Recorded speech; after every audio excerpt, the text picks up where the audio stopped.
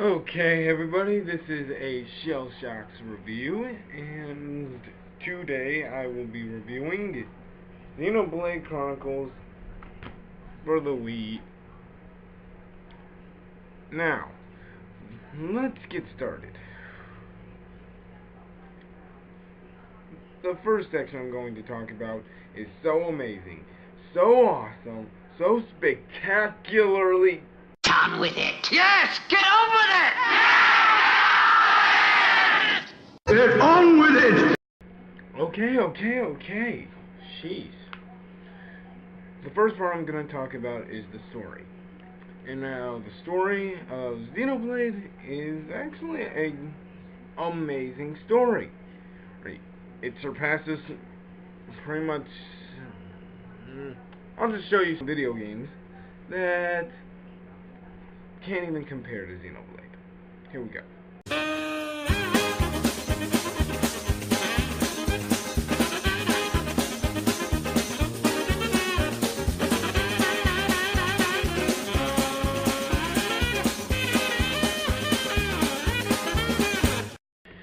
Okay, now, the story of Xenoblade starts out with two giants fighting in the middle of an ocean.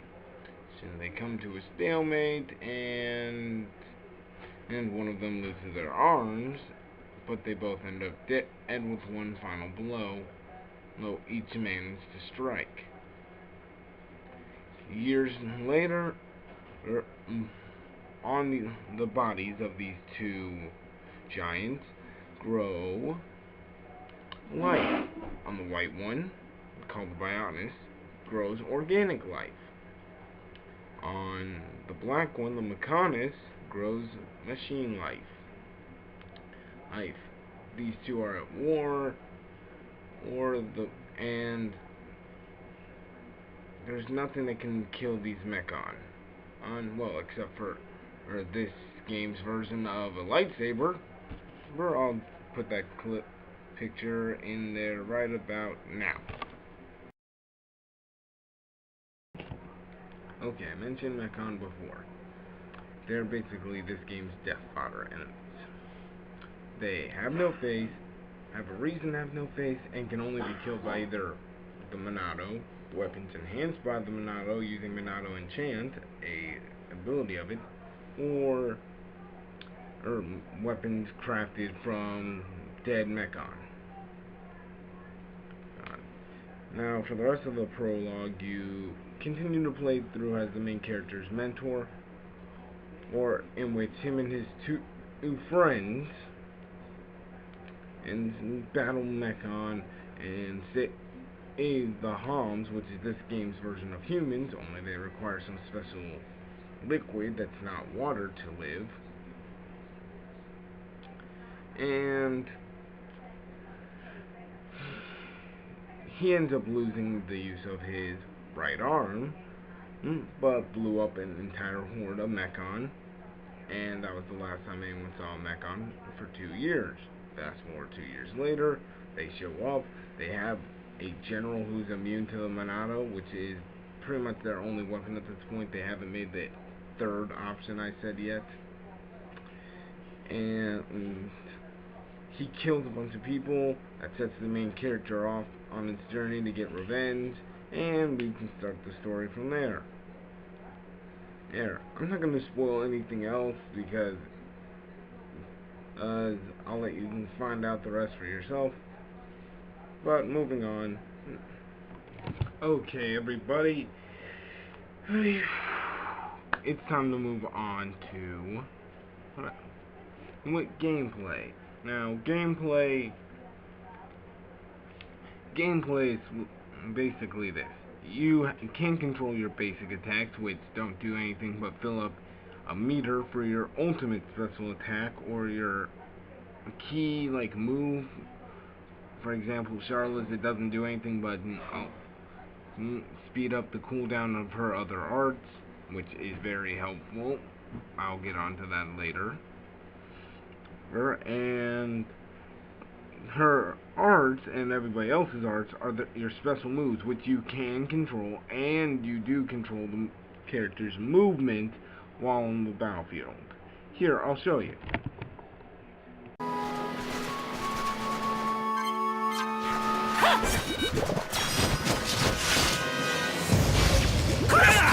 Alright, now it's grind time!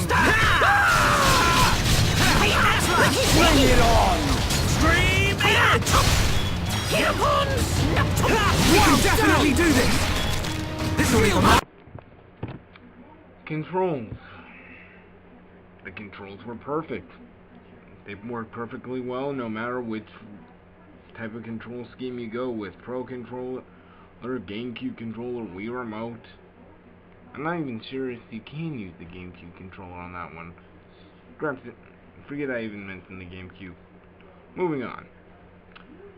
On to music. The music is so good that belongs in Star Wars. Just take and listen and tell me that this doesn't go together.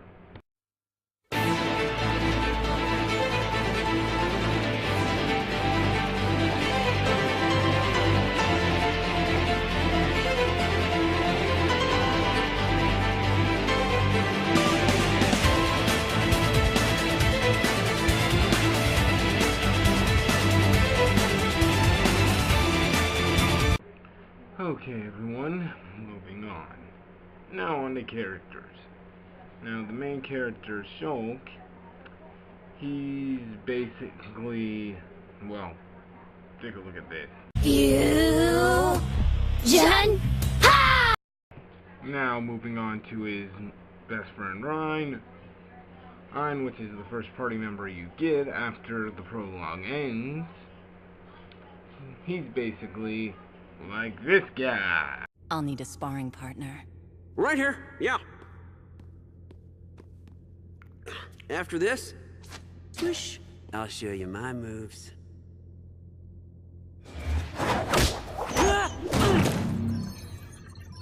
Oh, that hurts so good. Good guys. Kid Flash B03. The wall man is here! Now let's get this party started!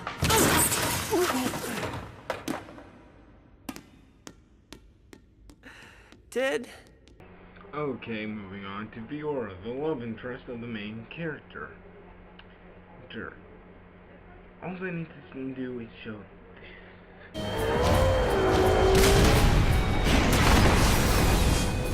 Everyone! Get away right now! Fiora!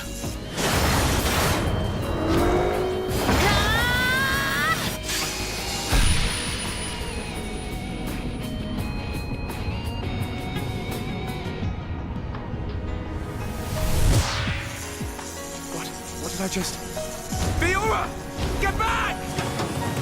I won't let you hurt any more people. We will save Colony 9!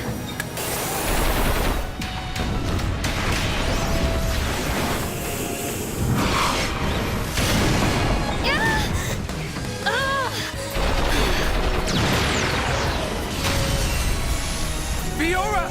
Get out of here! Run! You want more?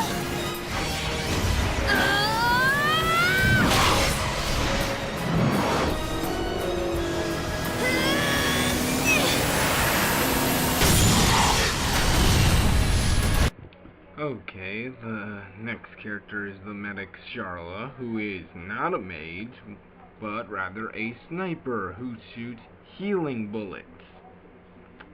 Very unique. She's also Ryan's love interest in the game, and the big sister to Juju, which I will talk to in a sec. Next, we have Donban, who is basically angst for Luffy, only he doesn't have his arm missing, he just can't use it. And next is Melia. She wounded this.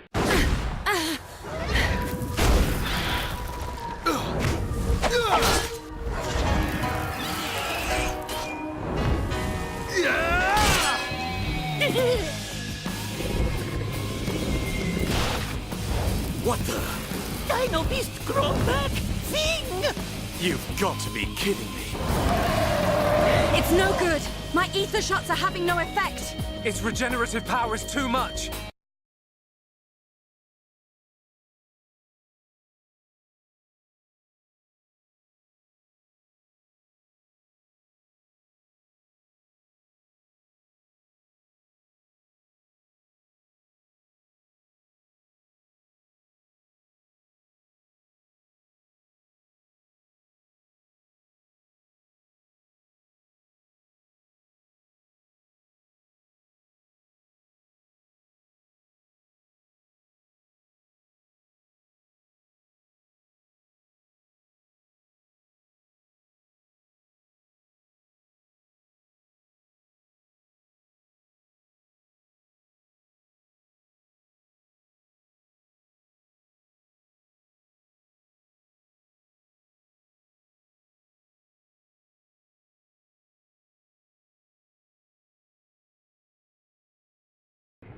Okay, everybody. Moving on to Dixon. Dixon's basically every anime a foster dad you've ever seen or father you've ever seen. Awesome. He has a cool weapon or ability, and he acts like a boss. What could have possibly gone wrong when making him? We can live in peace again. Again? I see. Yes, you're right.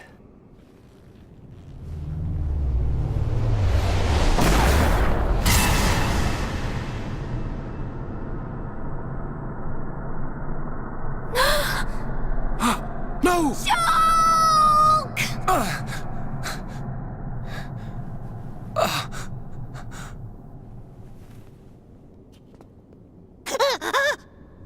Dixon? You shouldn't have done that, little brat. Fuck you! Moving on, Otharon. On is basically every stubborn old guy you've ever met in any anime series, or JRPG series. So Zoran, or the Hyantian Emperor, is basically the Earth King from Avatar if he actually did his freaking job. And Killian is basically Itachi if Itachi wasn't acting like the bad guy. Okay, moving on to Ymira, which she is the Empress. She's basically every evil stepmother you've ever met in a Disney movie. Then moving on to Tyrea, she is basically the stereotypical jealous stepsister. Moving on, we have the Chief Nippon, which is basically American Dad's stereotypical version of an American Indian. And then we have Juju, who is basically Konohamaru 2.0. And then we move on to Gato, which this is what basically happens to him in the game. We decided to adapt. We couldn't do it legally, but then we remembered you always had a few spare kids hanging around, so we borrowed one.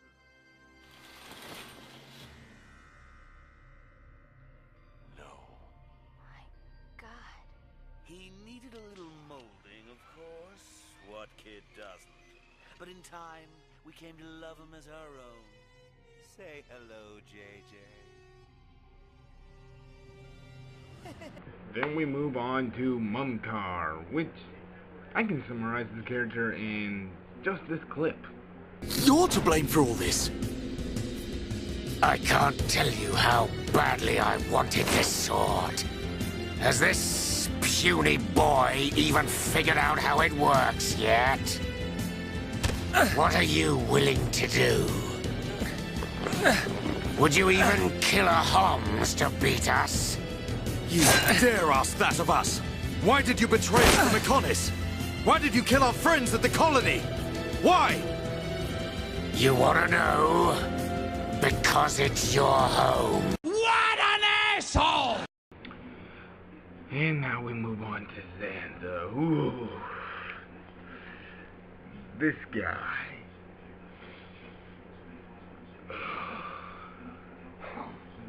Roll the footage. Just roll the footage. I can't describe him any other way. So then, Shulk's ability to use the Monado. And those visions that he used to save us. All because of Lord Xanza. Lord Xanza can see the passage of fate. He simply led you to the inevitable. The destruction of Colony 9.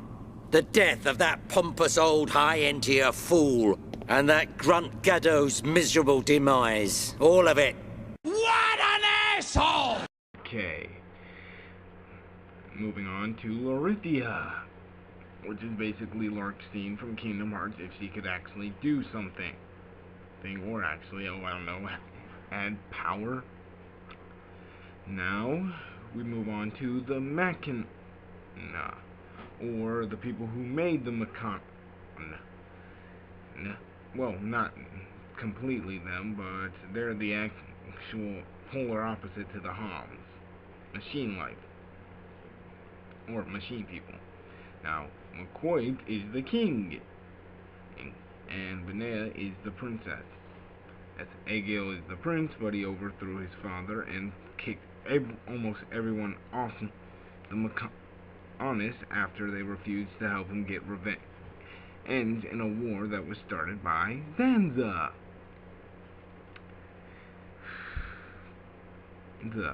He's basically pain. And in a nutshell, McCoy just wants peace between all the races and is even willing to kill his own son to get it. Benea is a little less extreme with her methods, but she wants the same thing as her father. Then we move on to Linda, who is the doctor of the Machina. And then we move on to Alvis, who is basically a computer turned into a sentient being, as you will find out in the ending of Xenoblade. Okay, but if I want to give you a bit on his character, he's completely Itachi. He's Itachi to a T. Okay, now we move on to Mainith, which is the last god and last character. She's basically wanting peace, and she believes that the world has no more need for gods like herself and Xanza. And that is her dying wish. Is for them to get rid of Xanza and make a world with no need for gods.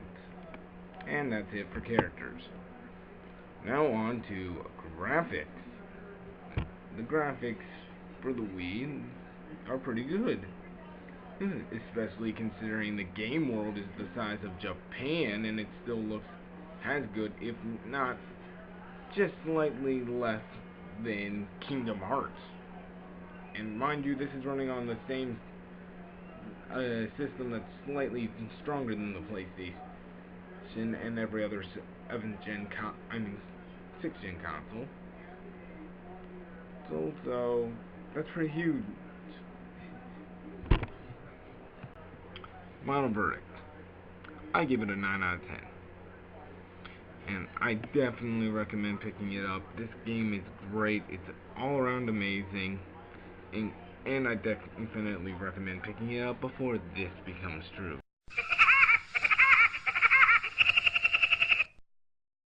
Okay, everybody, this is Shell Shocker signing out, and stay tuned for more reviews and all-around general content. See ya.